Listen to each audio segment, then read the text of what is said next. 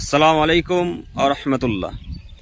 এই বেদাতিরা এতদিন রাসূলুল্লাহ সাল্লাল্লাহু আলাইহি সাল্লামের নামে মিথ্যা কথা চালাচ্ছিল, আরও অনেক মিথ্যা কথা বলছিল।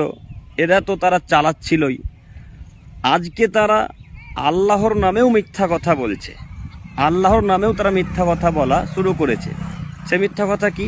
তারা বলছেন যে পশুর রক্ত দিয়ে আল্লাহ তাআলা ফেরেশতা তৈরি করবেন। নাউজুবিল্লাহি মিন জালিক।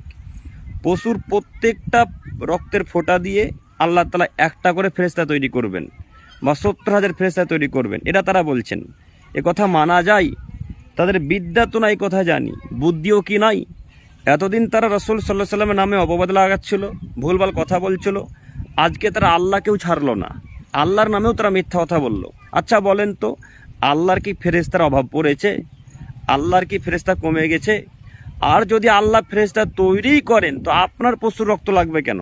আপনার গরু ছাগল উটদুম্বার রক্ত লাগবে কেন? আল্লাহ এমনি বলবে কুন ফায়াকুন, হয়ে যাবে।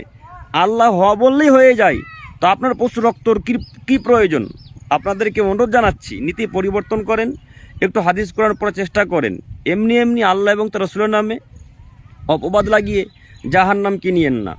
আল্লাহ এবং তার রাসূলের নামে কেউ যদি অপবাদ লাগায় তাহলে নিশ্চিত জাহান্নামে যেতে হবে, কোনো মায়ের বেটা ঠেকাতে পারবে না। অতএব আপনাদেরকে আমি অনুরোধ করে বলতে চাচ্ছি, আপনারা একটু দিন ধর্ম পড়ার চেষ্টা করেন, সঠিক হাদিস এবং কোরআনকে মান্যতা দেওয়ার চেষ্টা করেন।